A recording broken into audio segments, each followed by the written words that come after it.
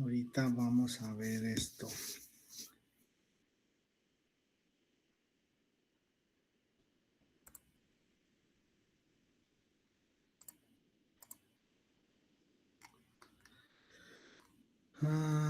Aquí estás.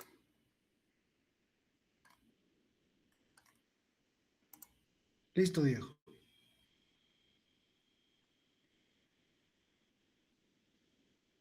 Bueno, jóvenes, buenas tardes.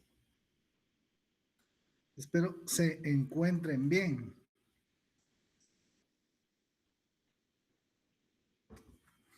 No me han comentado nada respecto de sesiones anteriores, ni menos.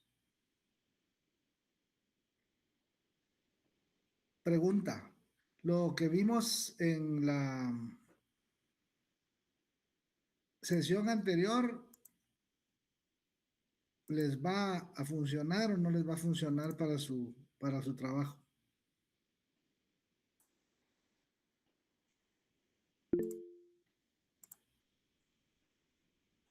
Adelante. Buenas tardes, licenciado. Pues yo considero que sí sirve, ¿verdad? Como un marco de referencia. Como por ejemplo, me parece interesante lo de las empresas, ¿verdad? Por lo menos nosotros, yo no tenía planeado eso en la investigación, contemplado esa parte, ¿verdad?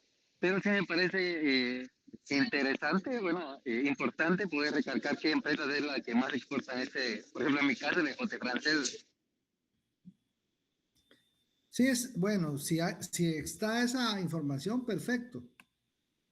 Yo creo que sí. Con Agexport hay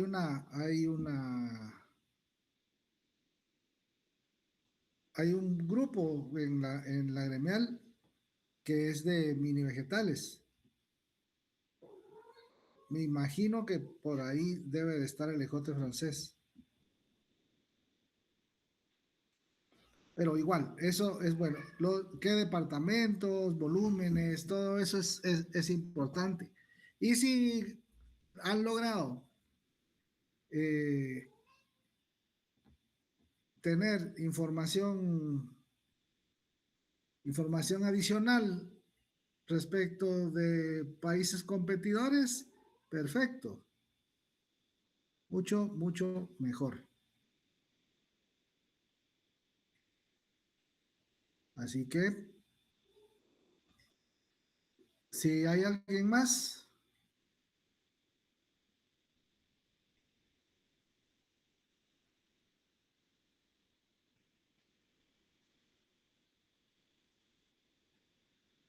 nada. Bueno, conste. Vamos aquí, pues.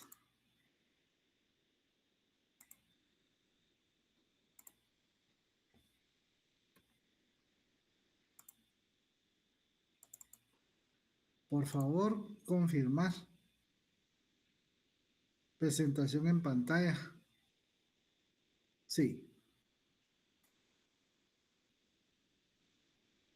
Sí se visualiza, de acuerdo. Bueno, hoy seguimos con uno de los elementos que estuvimos conversando en la sesión anterior. Hoy es jueves 9 de abril. Diego, por favor, confirmar si mañana tenemos o no sesión. No, licenciado, mañana no nos tocaría a nosotros.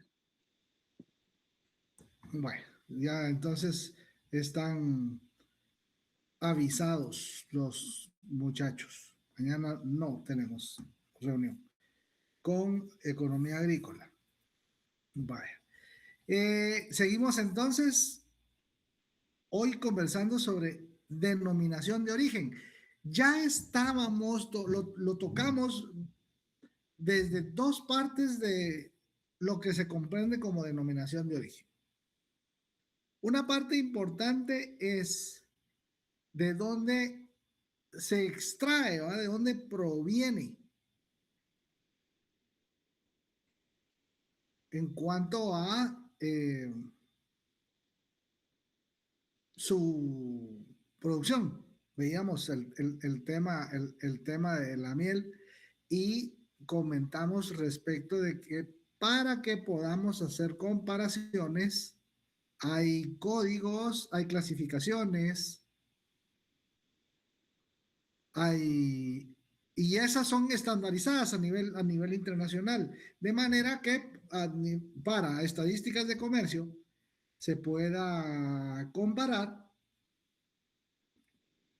un producto específico, porque hay algunas que son, hay variedades. Hablamos, por ejemplo, pusimos el ejemplo de el azúcar, y uno de los compañeros puso en el chat que tienen el azúcar proveniente de la remolacha tiene una clasificación distinta a el azúcar que proviene de la caña azucarera, ¿verdad? Y eso es únicamente con dos objetivos. Primero, para establecer que estamos hablando del mismo producto, esto es un producto homogéneo. Y el otro tema es que eso también va a servir respecto del otro elemento que vamos a abordar, y es información importante para la trazabilidad en cuanto a la producción y comercialización agropecuaria. Ya con el tema de la trazabilidad también ya empezamos a ponernos en contexto cuando hablamos del caso de las berries. Ya van a recordar en un momento que fue, cómo fue que descubrieron que efectivamente el problema era en Guatemala. Pero bueno, vamos pues. Seguimos hablando de mecanismos, formas, estrategias para diferenciar productos.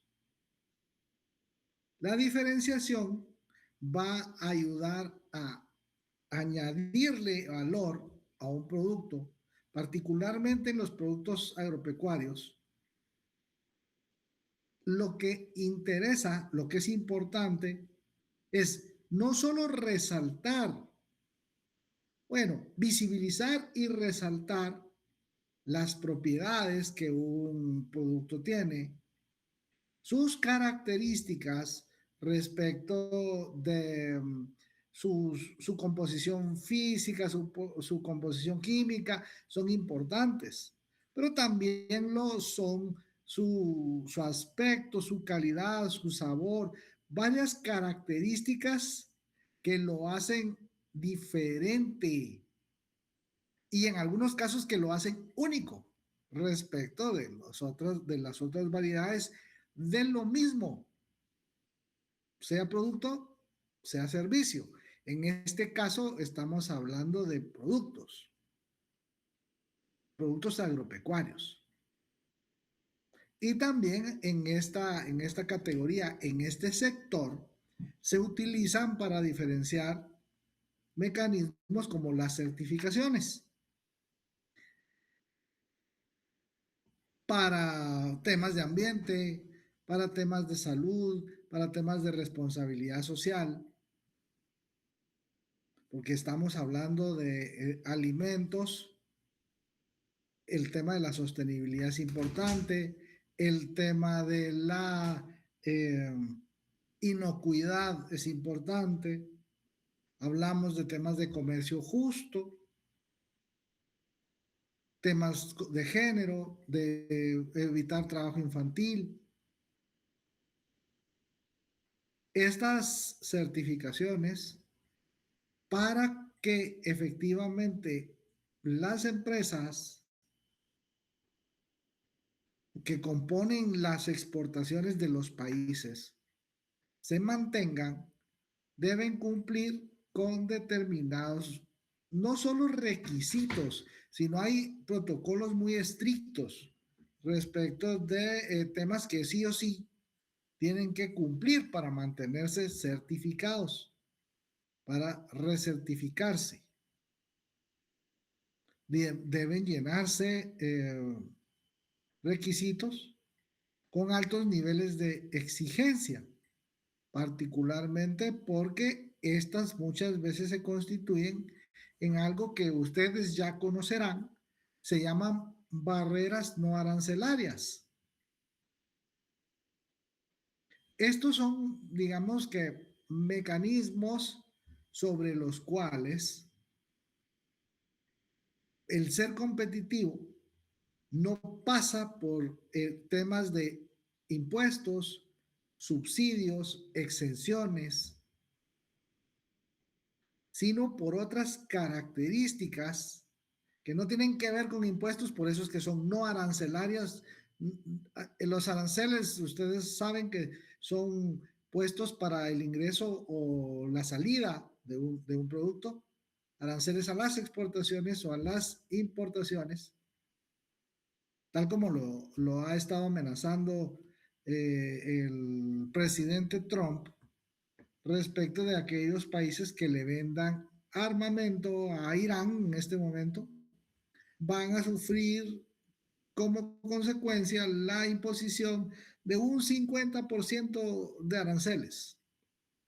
Eso es, pues, un mecanismo con el cual castigaría a estas empresas. Bueno, pues las certificaciones, en cierta medida, se vuelven una suerte de barrera no arancelaria en la cual o da oportunidades o limita las mismas para quienes cumplan o no en su orden los criterios, los requisitos establecidos para este tipo de instrumentos.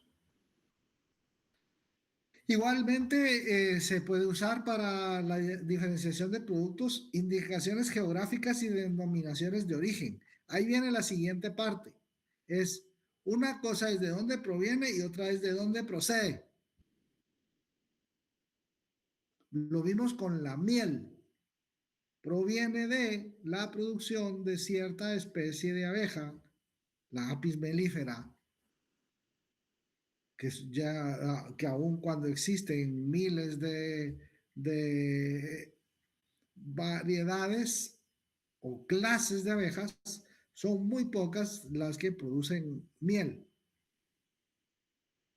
Todas son polinizadoras, ajá, sí, igual que muchas especies de pájaros, o prácticamente todos. No, muchas especies. Murciélagos, escarabajos, algunas variedades de moscas. Pero una cosa es ser polinizador y otra diferente es que produzca miel. Todas las especies de la familia de las abejas son polinizadores, pero no todas producen miel. Espero que esto quede claro. Esa es de dónde proviene. Ahora, de dónde procede, eso también le da un valor agregado, un plus reputacional a los productos respecto de dónde se originan, de dónde proceden geográficamente. Lo vamos a ver a continuación. Entonces, estos se constituyen en formas de agregarle valor a un producto.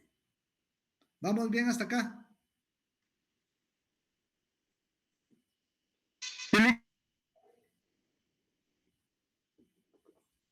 Adicional a las que analizábamos con las marcas de miel, para el resto de productos del sector primario, esto es, recuerden que el sector primario incluye agricultura, silvicultura, caza, pesca, ganadería. Y eso es el sector agropecuario, ¿ya? Y forestal.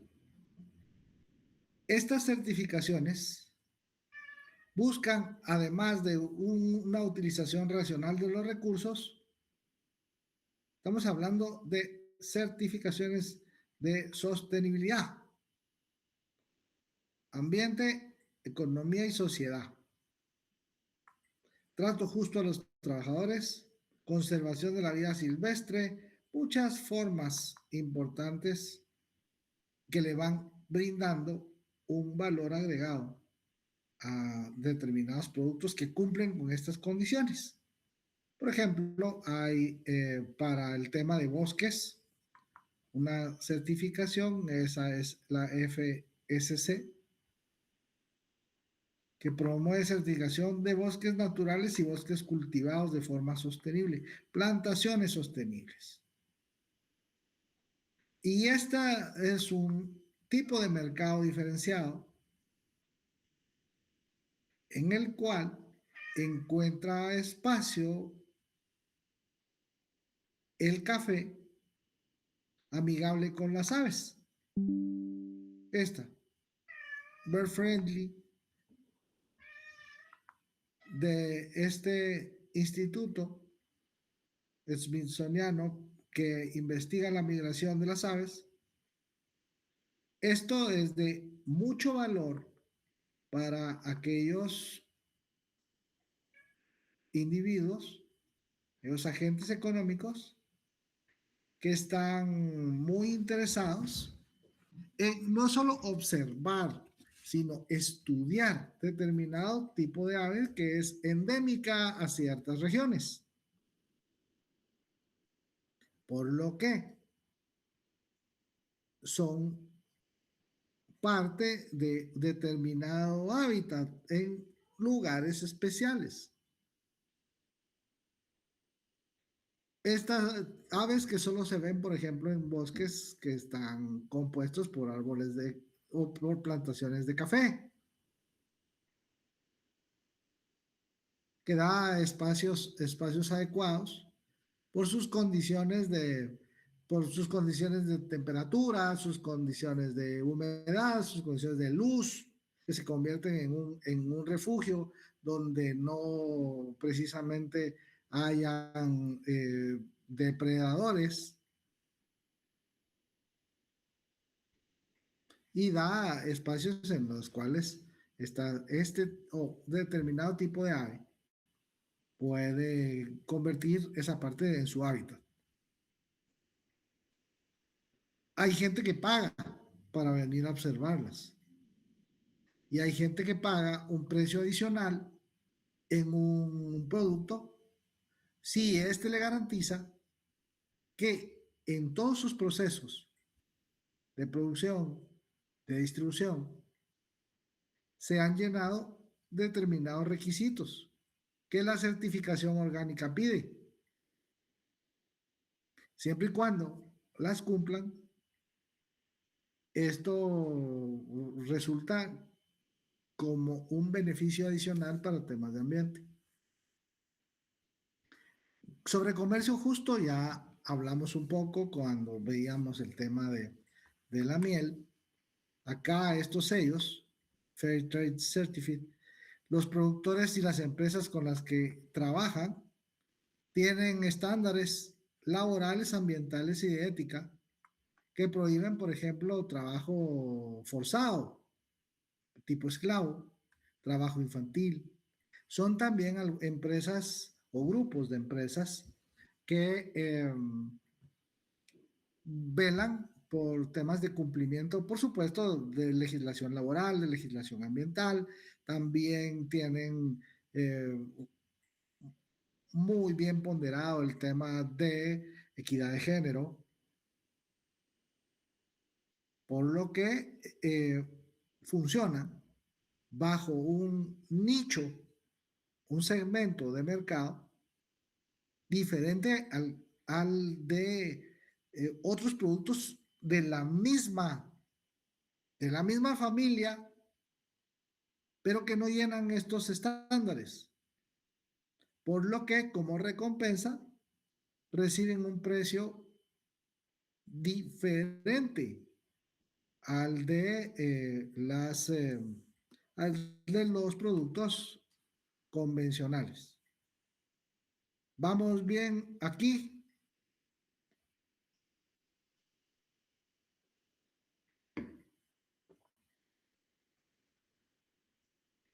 Pregunto.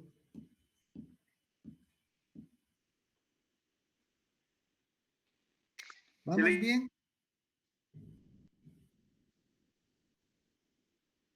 Algo que ha venido durante los últimos años tomando espacio importante es lo relacionado con las certificaciones en torno a la producción orgánica. En estas certificaciones, los productores deben garantizar al consumidor que los productos que les están ofreciendo han sido elaborados. Esa elaboración empieza desde la parte de la cadena de los proveedores, porque deben garantizar que han utilizado insumos orgánicos. ¿Se recuerdan cuando hablamos de bioeconomía? Hablamos de biopesticidas, biofertilizantes, bioestimulantes, todo lo que tiene el prefijo bio, en este caso, son temas relacionados con productos orgánicos. No hay acá presencia de uso de ningún agroquímico durante toda la cadena, desde los proveedores de las materias primas, de los insumos. Esto implica semillas, fertilizantes, cualquier tipo de plaguicida debe ser bioplaguicida.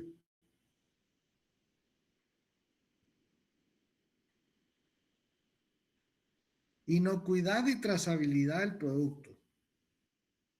Eso es una exigencia de países de la Unión Europea cuyos controles son bastante más estrictos.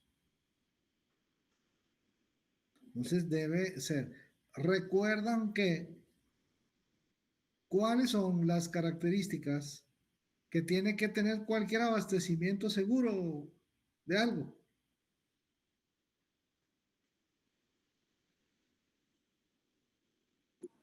Cantidad, calidad y Continuidad. Ajá, calidad, cantidad, continuidad. Además de estos estándares eh, ponen también temas relacionados con la trazabilidad. Además de garantizar acceso seguro, debe efectivamente conocerse la procedencia de cada uno de los componentes, de los ingredientes que sirvieron para hacer la receta.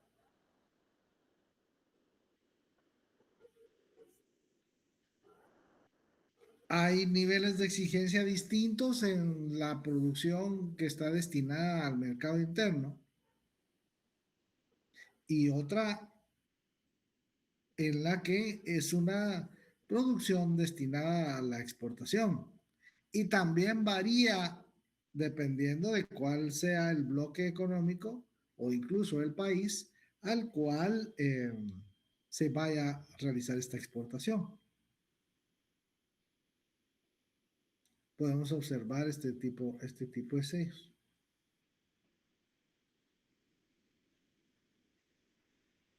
Del Departamento de Agricultura de los Estados Unidos. Estas certificaciones son importantes, son muy reconocidas a nivel internacional y los que cumplen con estos requisitos garantizan a sus consumidores que sus productos no solo son de alta calidad, sino además son inocuos.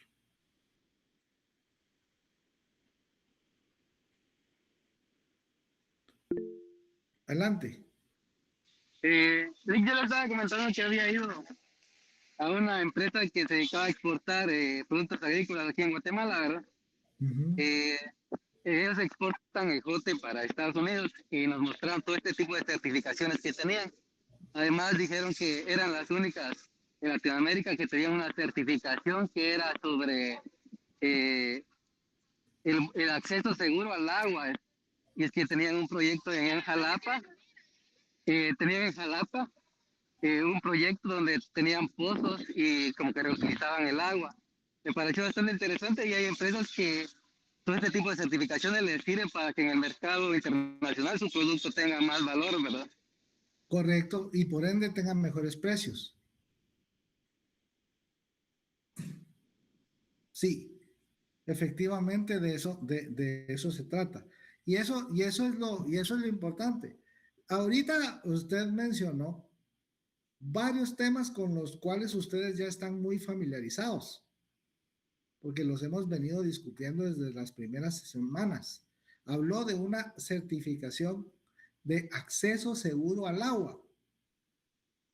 Se recuerdan que ese fue uno de los puntos medulares cuando hablábamos de la dualidad de productores agrícolas y cómo cambia efectivamente el contar con un abastecimiento seguro, eso es tener agua prácticamente de forma permanente, esa es continuidad, en la cantidad que se necesita y por supuesto con la calidad que necesitan, para que no les pase lo mismo que pasó con el tema de las berries, otra vez las famosas berries y los casos de ciclospora.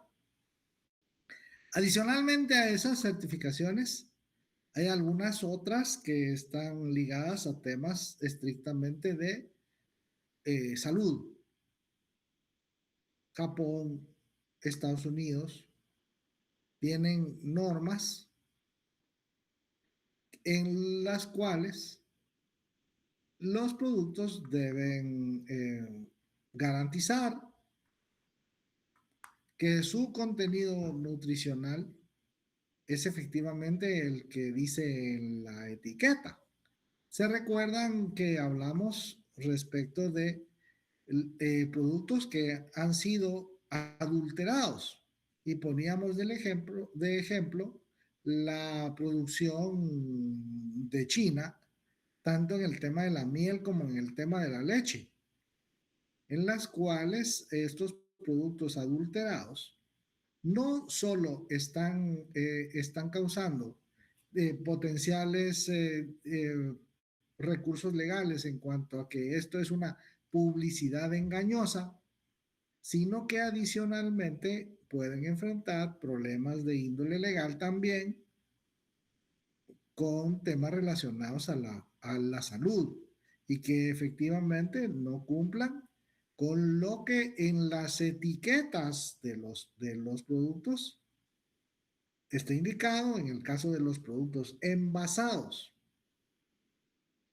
pero también deben cumplir y pasar todos los exámenes que les hacen a los frutos, legumbres, verduras, carnes, que son requisito indispensable para su exportación e incluso para su importación. Debe efectivamente hacerse exámenes de laboratorio con las muestras seleccionadas para garantizar su inocuidad, para garantizar su composición eh, química, física, biológica. Y ahí es donde este tipo de certificaciones o sellos van ganando importancia, porque los alimentos que cumplen con estas normativas aplican a estos sellos y tienen un precio mayor que el de su competencia. ¿Dudas hasta acá?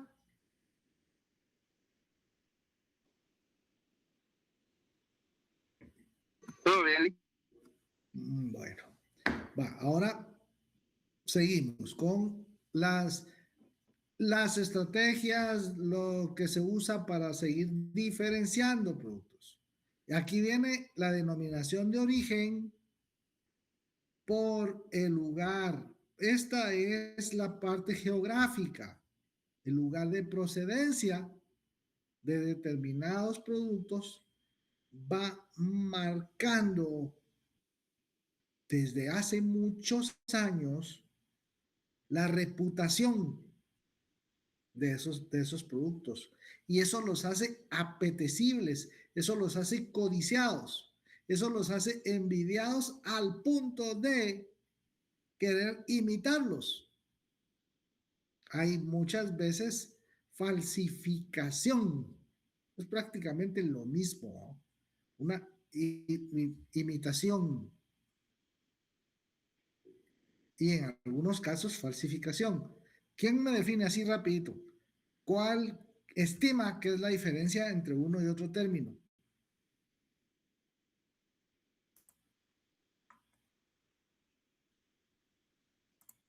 Falsificación e imitación. Yo creo que la imitación es tratar de hacerlo parecido, ¿va? Y la falsificación, pues, es utilizar algo, otros como ingredientes, algo así, o como apropiarse de alguna marca. Ajá. ¿Alguien más?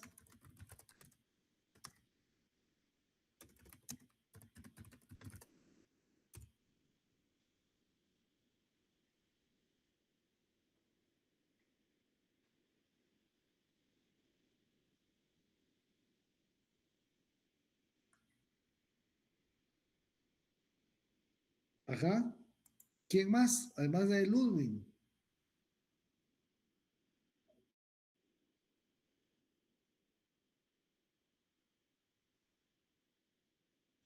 Ujú.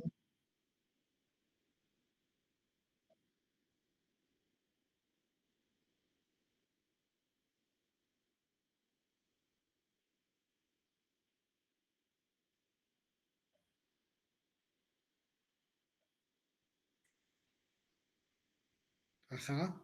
Sin pretender pasar por el original, por el auténtico.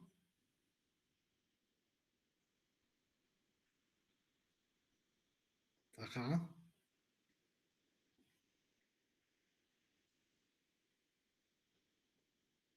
Es, ¿cuáles son los temas acá? Los temas con esto siempre van por la vía de la reputación que un producto logra.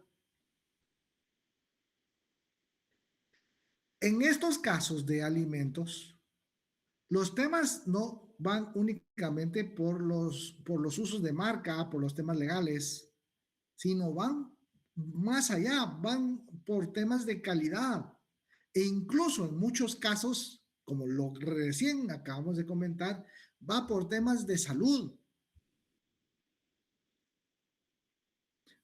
Creo que no han, ninguno de ustedes ha dejado de escuchar cuando se reporta contrabando de productos alimenticios. Por ejemplo, uno que es un caso muy emblemático para nuestro país es, por ejemplo, el contrabando de huevo. Y por eso, durante mucho tiempo, acá en Guatemala, se utilizaba únicamente cartones verdes para diferenciar el huevo de avícolas nacionales, argumentando que el huevo que entraba de contrabando, particularmente de México, no daba garantías de sanitarias y que por eso era más barato. Lo mismo sucede, por ejemplo, eh, a principios de los 2000 con el famoso caso de Tyson y Hudson, el pollo, donde se argumentaba de que no, que esos pollos habían sido alimentados con esteroides anabólicos y que por eso desarrollaban ese tamaño, que habían usado, que era producto transgénico, lo mismo para temas de maíz, Y eso va respecto de temas de salud. Y eso es lo que argumentan. Por ejemplo, el tema con el pollo, Tyson y Hudson. Digamos que no es exactamente el uso de este tipo de esteroide el que hace que las aves desarrollen ese tamaño, sino que es una alimentación más completa, mejor, con mejores nutrientes y que todo está bien. Y así es como logran desarrollar ese tamaño y los hace atractivos en función del precio. Piezas más grandes con un precio menor. Ajá. Entonces argumentaban por temas sanitarios e intentaban justificar lo que podría haber sido en realidad una ineficiencia escondida bajo esos términos o argumentos de la calidad y particularmente de temas que atentan contra la salud. Cuando el caso pudo ser que estos no tenían ningún problema respecto de temas sanitarios, ni había nada que indicara que no cumplían con temas de inocuidad. Y el asunto era que la producción en Estados Unidos es tan grande que acá podían darse el lujo de enviar su producto marginal. Además, hay con eso una característica especial. Tyson y Hudson, ¿cuáles eran las piezas o cuáles son las piezas que envían para estos países? Cuadril, no. Y pierna, esas son consideradas las partes grises. El mercado, el consumidor de Estados Unidos, tiene como preferencia las partes blancas.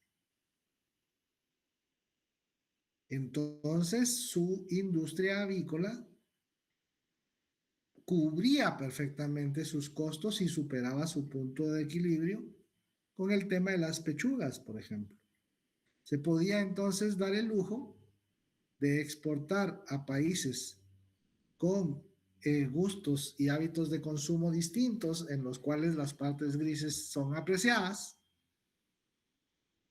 a un precio muy competitivo, diezmando las ventas de los productores locales.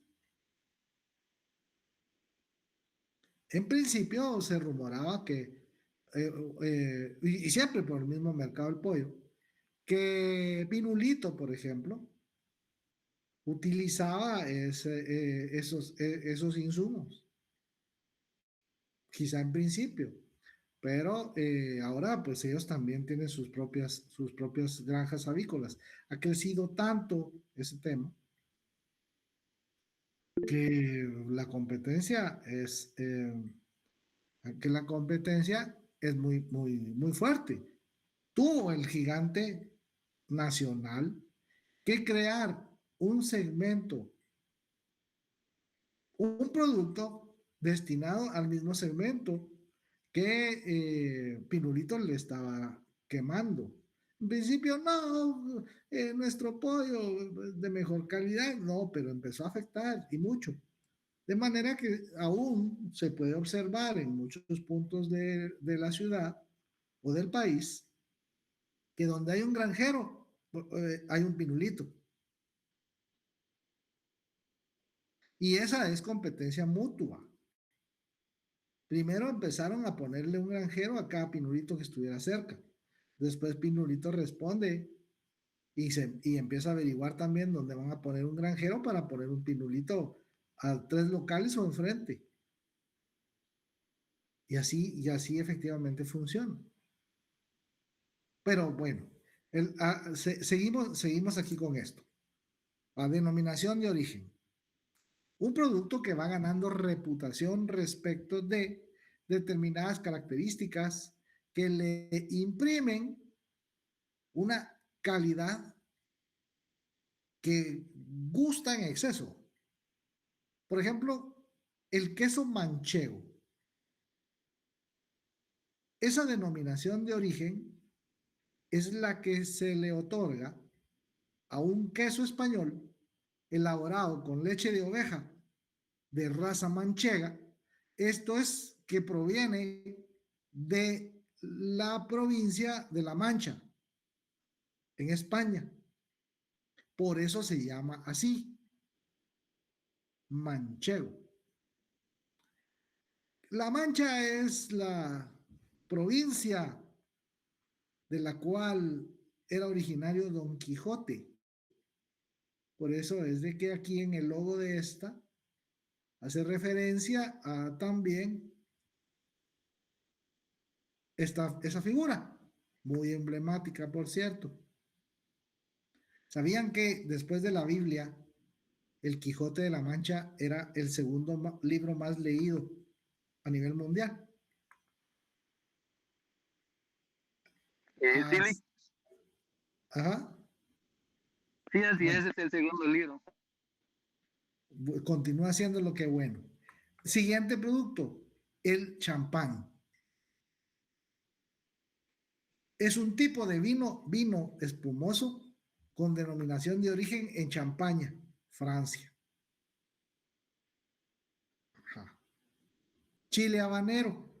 Cualquiera diría que es de Cuba. No. Nope. Tiene denominación de origen este chile producido en Yucatán, en Quintana Roo y en Campeche, México. En el sur de México, frontera con Guatemala.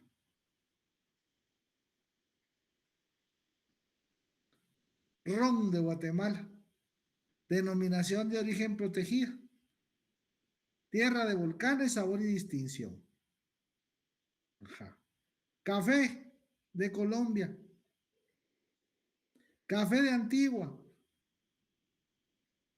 Denominaciones de origen en función de la fama, la reputación que estos productos han venido adquiriendo por muchísimos años. Por su sabor, por su textura, por su forma, si quiere, por todas sus características. Entonces no es casualidad que desde el mismo inicio del éxito de estos productos hayan muchas imitaciones y les llamamos igual. Seguramente muchos venden queso manchego hecho en Tacisco, la cuna del queso. Es muy probable. Y no puede llamarse así, o no podría llamarse así. Entonces, ¿qué es lo que se acostumbra? Ya se dieron cuenta de eso. En el supermercado, ¿cómo lo leen? ¿Cómo lo encuentran? ¿Qué le agregan?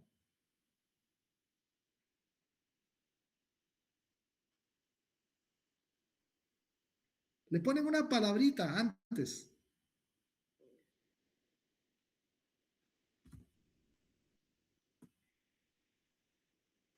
¿Qué le ponen? Se siguen aprovechando de la reputación, pero no son falsificaciones, son imitaciones. Le ponen entonces queso tipo manchego. Ajá. Champán, echemos un champancito y lo que tomamos es sidra. Pero el origen es este. Otra. Ahora, ¿de dónde proviene? ¿De dónde se extrae? La otra parte de denominación de origen, del origen mismo del producto y temas de competencia desleal. Lo dije antes. los temas son comerciales. Y muchas veces los que van perdiendo terreno lo acomodan de tal manera que el tema no es que están perdiendo ventas. Sí, están perdiendo ventas y es una competencia desleal, pero lo que pone en peligro es su salud, señor consumidor. Ajá, bueno, algo hay, pero no necesariamente ese es el único punto. Miremos esto. La leche que no es leche. Esta. Miren, esta era la envase que tenía este líquido que llamaban Nutrileche antes de la controversia que se generó. Después de la controversia generada, se vieron obligados a cambiar su nombre, a cambiar su etiquetado y a poner las especificaciones que demostraran al consumidor que no es una falsificación de un producto lo que están consumiendo, que por lo tanto ahí no hay publicidad engañosa. Hablamos en la sesión anterior de que muchas veces en el mismo anaquel, en la misma estantería, en la misma sección del supermercado, hay 3 o 4 productos cuyos empaques, no importa si es lata, bolsa, envase Tetra Pak, botella de plástico, se parecen mucho en cuanto a colores, en cuanto a tamaños, en cuanto a la forma. ¿Qué es lo que quiere? Lo que quiere es efectivamente confundirle, pareciéndose mucho al original, no en cuanto a que ese sea el auténtico, sino que al primero que salió. Y fue tan exitoso que bueno, hay que hacerle copia.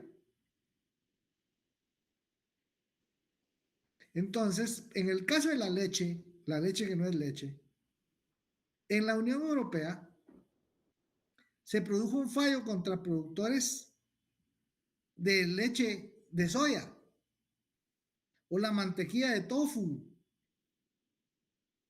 No se pueden comercializar bajo denominaciones como leche o mantequilla estos productos, ya que estos, leche y mantequilla, son denominaciones de origen, son nombres reservados a productos que se extraen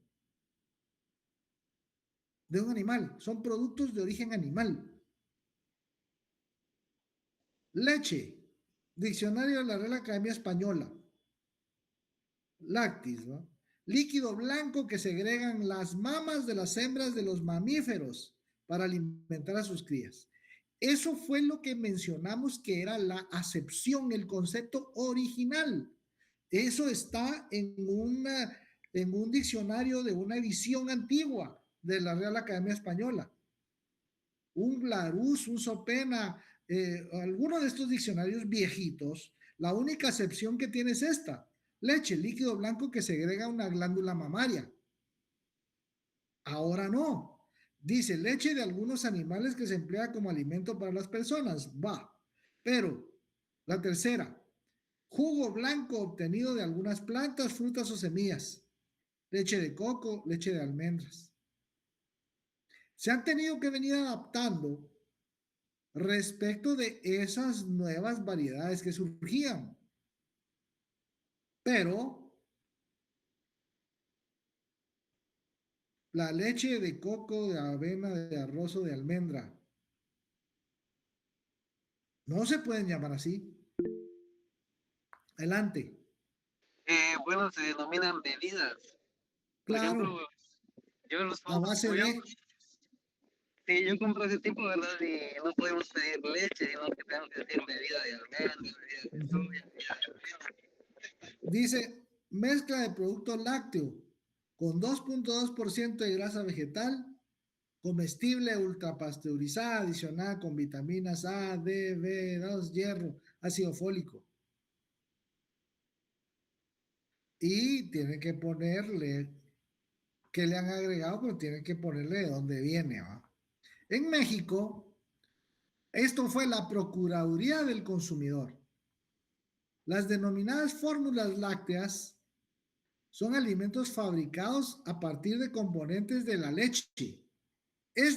El paréntesis es mío, supuestamente, pero contienen menos proteínas propias de la leche, son menos nutritivas, pero eso sí, más baratas.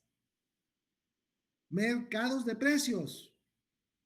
Es atractivo. Por eso es que Hudson, Tyson eran atractivísimos. Por eso es que los huevos de contrabando son atractivísimos. Porque son más baratos.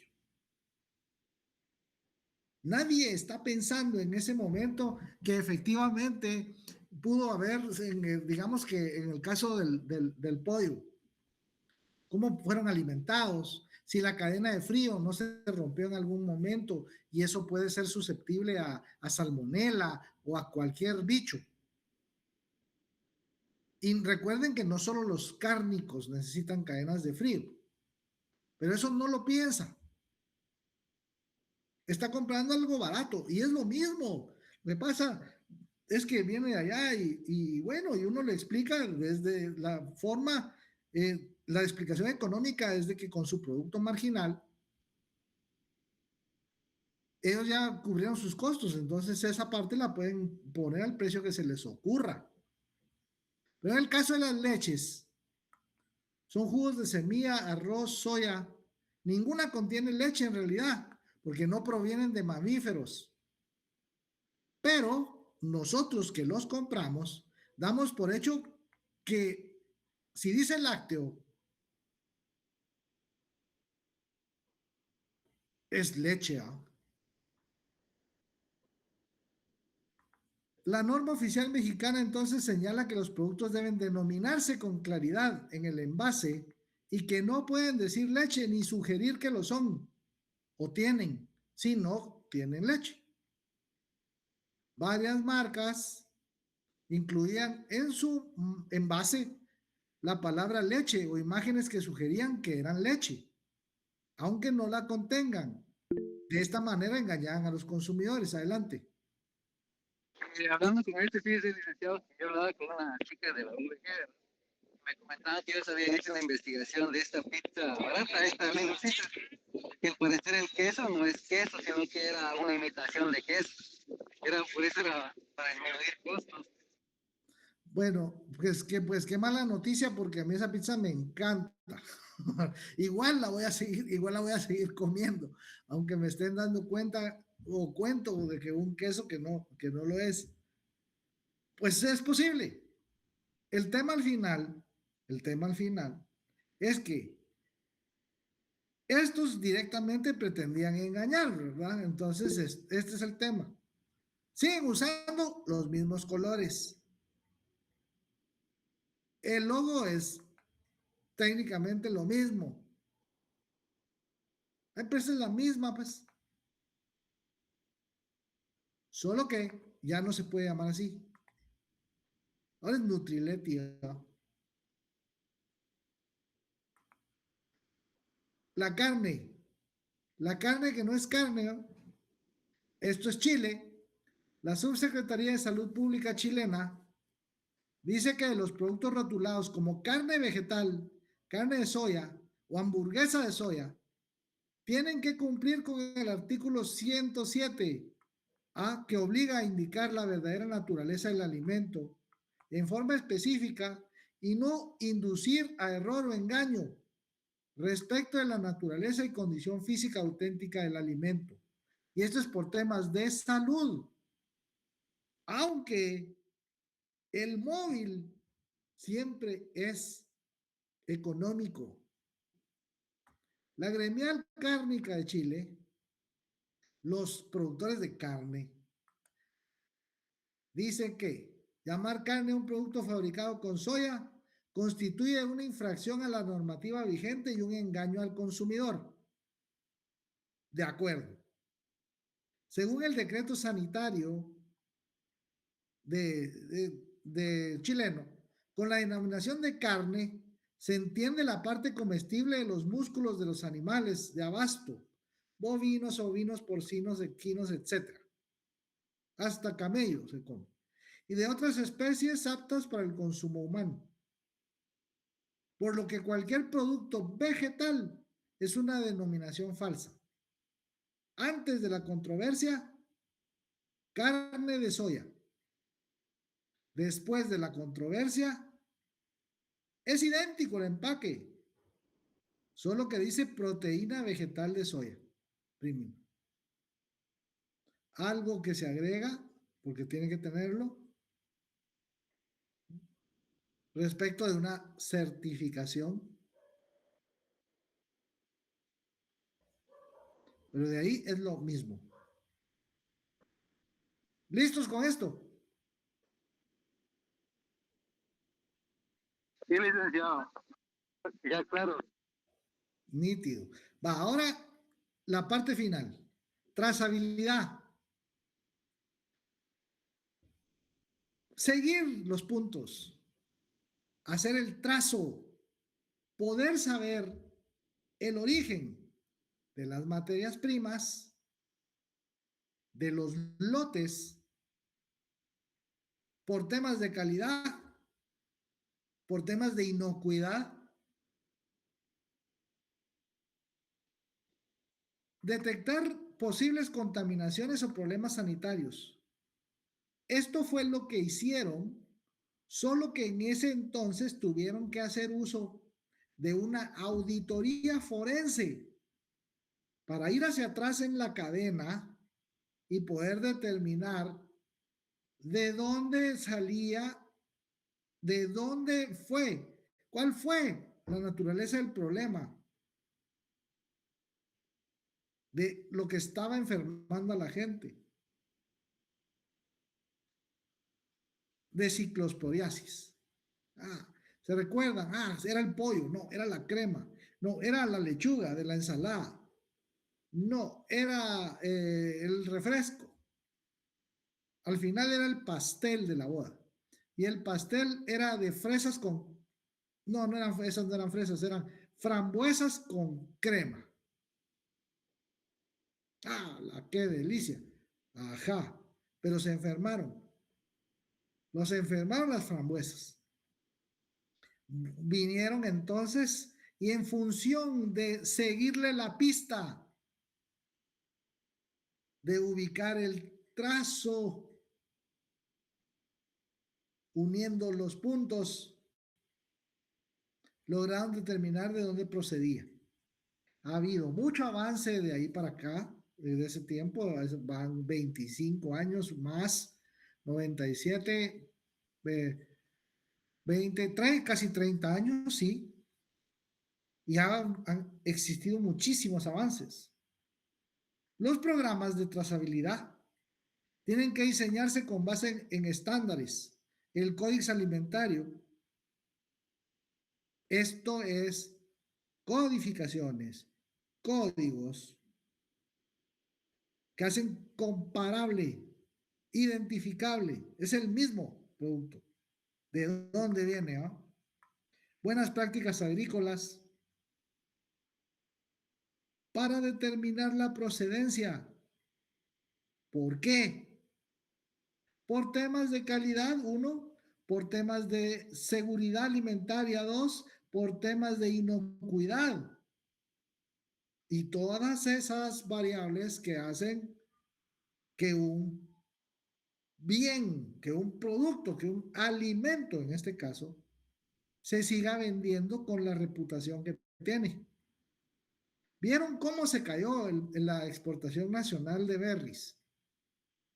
Y que hasta hoy no se ha podido reponer y llegar a los niveles que pudo haber llegado de mantenerse bien, de que alguien no quisiera pasarse listo y ahorrarse unos quetzales, y por ahorrarse unos quetzales mató un mercado millonario en dólares. Las certificaciones, los protocolos, El análisis de riesgos es parte importante de la cadena de suministro de alimentos. Entonces, el objetivo principal de la trazabilidad es documentar cada paso, cada eslabón de la cadena, cómo llega a su mesa, de dónde viene. Lo hablábamos hace un momento con el tema de los orgánicos.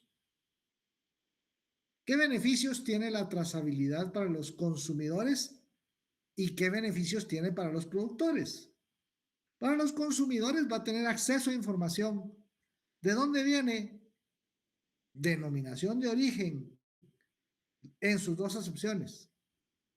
¿Qué variedad está consumiendo? ¿Cuáles son las condiciones del cultivo? Bueno, está certificado orgánico. Ah, bueno, veamos quiénes fueron sus proveedores de semilla, de fertilizante, de pesticida, de plaguicida. Y si todos estos producen biopesticidas, biofertilizantes, bioabonos, bioplaguicida. Ah, sí. Y la semilla está certificada. Ah, sí, es orgánico. Listo. Puede entonces optar a ese mercado al que aspira. Entre ellos, mercados de comercio justo, ¿no? Criterios de sustentabilidad y responsabilidad social. Mercados diferenciados.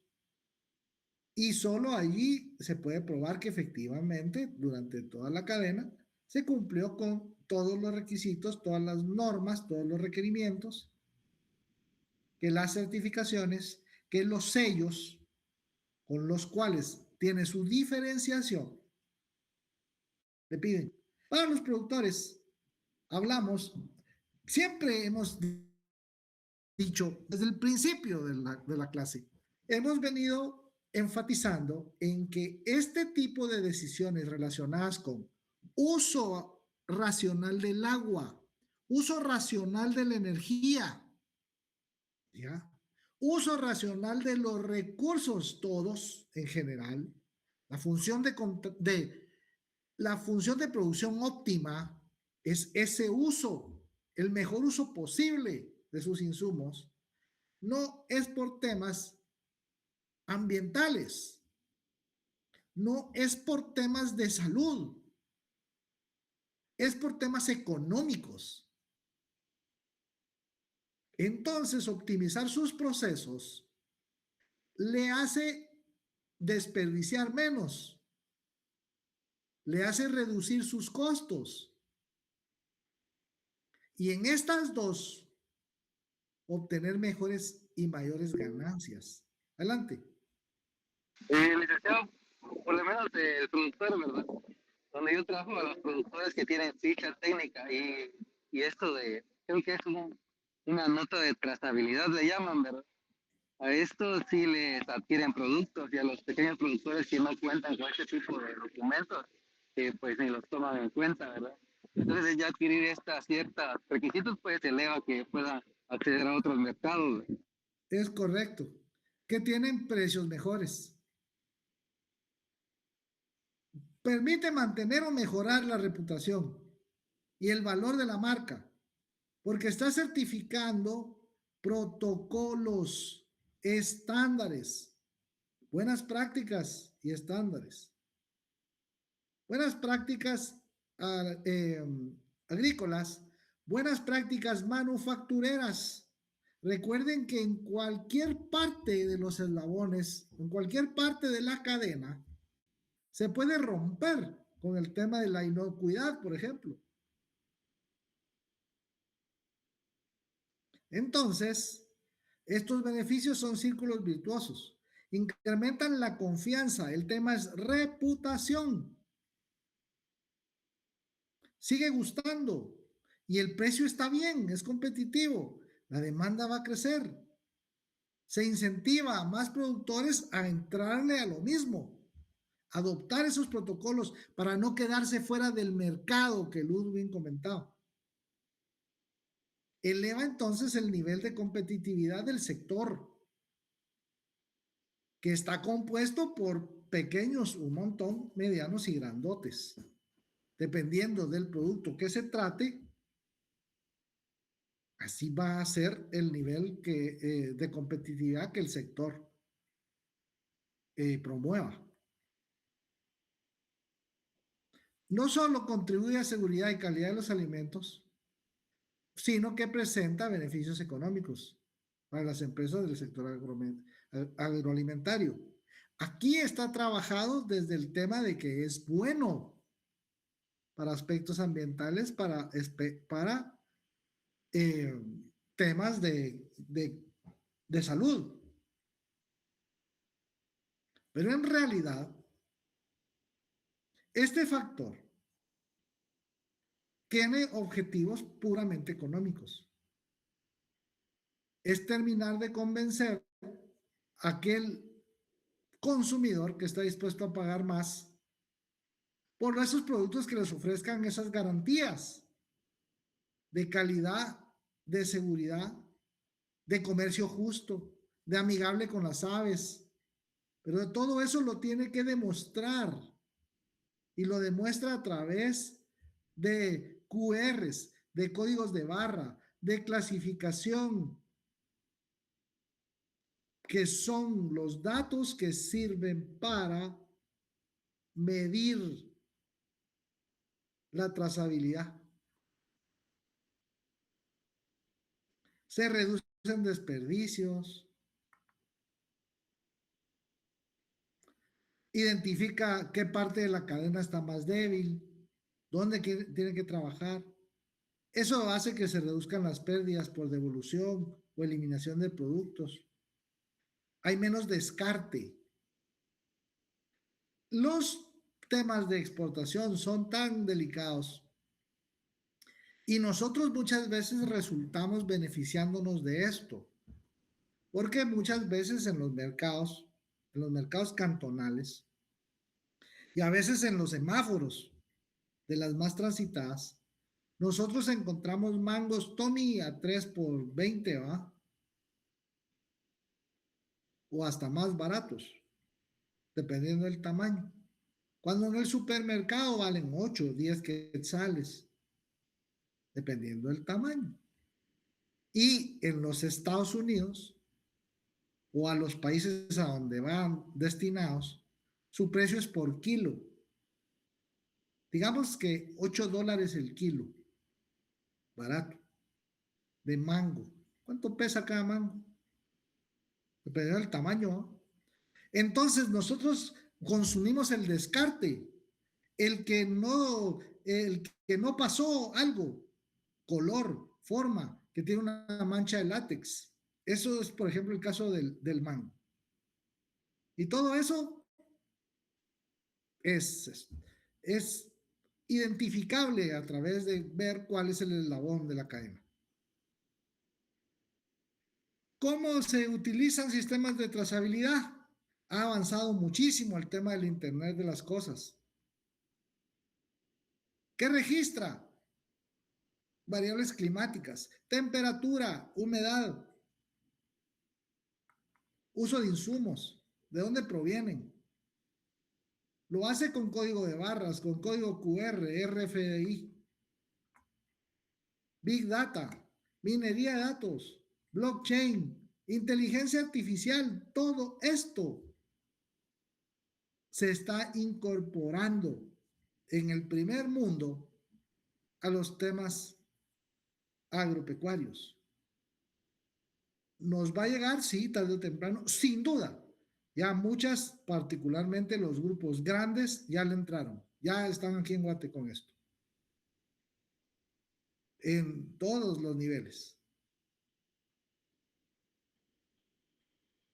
Perspectivas futuras. Fortalecer la relación entre productores, distribuidores y consumidores. Mientras la innovación tecnológica siga avanzando, las oportunidades para implementar sistemas más eficientes no solo son una necesidad, porque ya no hay opción, le tiene que entrar. ¿Por qué? Porque genera confianza. mejora la eficiencia, asegura el cumplimiento de las normas, de los estándares, con lo cual asegura su permanencia en el mercado.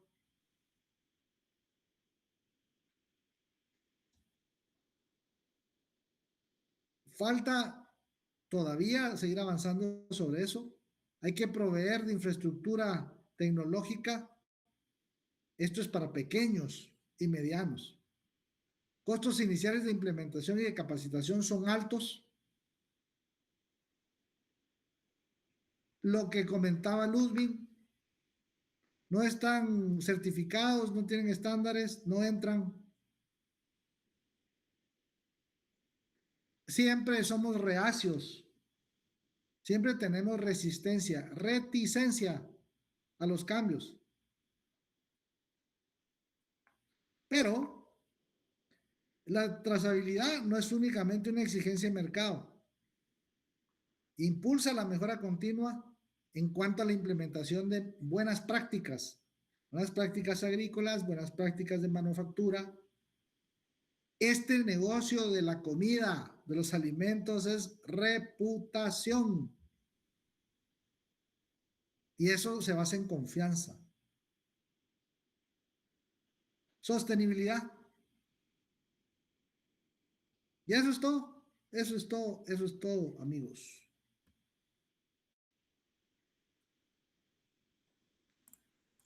Muy bien. 7 en punto.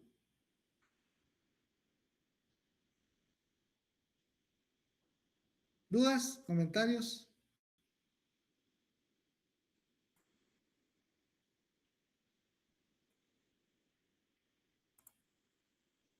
¿No?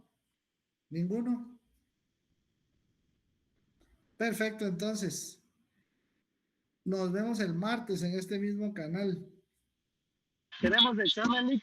Exactamente.